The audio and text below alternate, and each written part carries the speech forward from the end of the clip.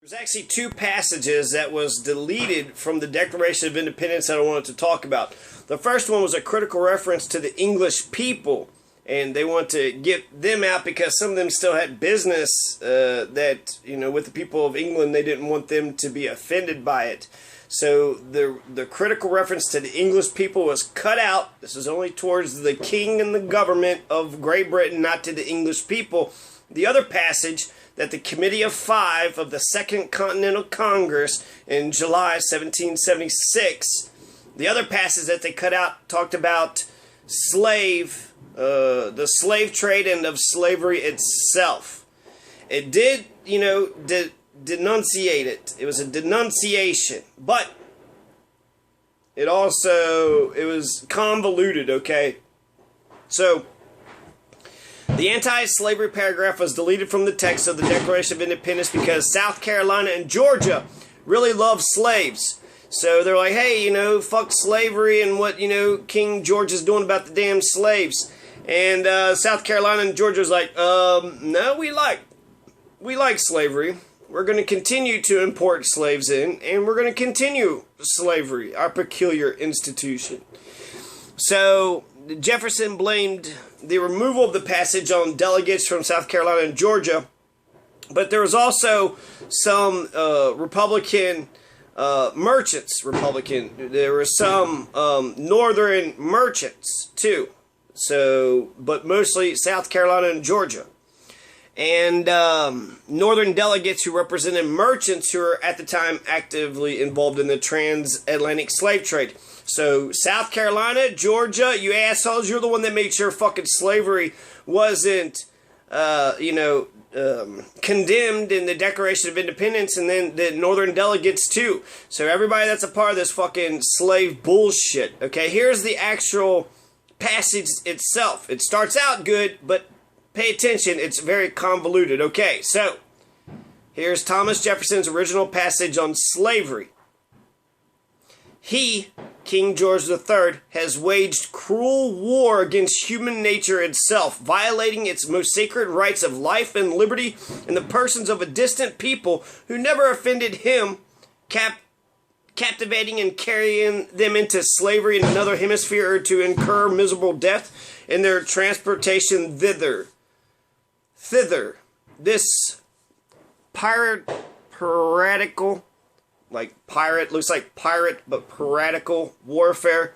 This piratical warfare, the opprobrium of infidel powers, is the warfare of the Christian king of Great Britain, determined to keep open a market where men should be bought and sold. He has prostituted his negative for suppressing every legislative attempt to prohibit or restrain this execrable commerce, and that this assemblage of horrors might want no fact of distinguished die. He is now exciting those very people to rise in arms amongst us and to purchase that liberty of which he has deprived them by murdering the people on whom he has obtruded them, thus paying off former crimes committed against the liberties of one people with crimes which he urges them to commit against the lives of another. So they're essentially saying it's bullshit that the king of Great Britain is getting the slaves to fight against the colonists because it was the policy of the king to maintain slavery. So Thomas Jefferson is putting the fault of slavery directly at the feet of the king. It is your fault, king. You're the one that forced the slavery upon us. But South Carolina and Georgia was like, no. He didn't force it. We want it. We want it here. So even though it sounds like he's saying, really, slavery is horrible, and so he gets some of it right. He says he waged cruel war against human nature itself. So slavery is against human nature. And then it says violating its most sacred rights of life and liberty, right? Of a distant people who never offended him, all the Africans, captivating and carrying them into slavery into another hemisphere. So this is totally the transatlantic slave trade, right? The triangular trade. In another hemisphere to incur miserable death in their transportation thither. This piratical warfare, the opprobrium of infidel powers, is the warfare of the Christian king of Great Britain. So now, essentially what they're saying is he kept the market open. He made sure none of the legislative attempts to prohibit or restrain this slave trade had happened. So the king stops the colonists from making slavery illegal over and over again. But the very moment that the colonies want to fight for their independence, that's when Lord Dunmore gives the Emancipation Proclamation. That's when the British says, "You are free, black slaves. If you fight against your masters and fight for us, we will guarantee your freedom." And they actually did. 5,000 black Americans, or slaves, or whatever you want to call them, fought for the British, and then they were sent to Liberia after the war was lost. So they did get their freedom in some respects, but then I heard that Liberia was pretty fucked up there too. So yeah, they're liars. I don't necessarily agree that they cared about, the slaves' lives. But what it seems like Thomas Jefferson is doing is nullifying him and his country of slavery. It's not Americans' fault that slaves are here. And even if you're pissed off at the slaves being encouraged to fight against the Americans, even if that pisses you off, Thomas Jefferson says, don't worry, it's not your fault, white America. It is still the king's fault. The king made us fight against one another. That's why we're fighting against one another like this.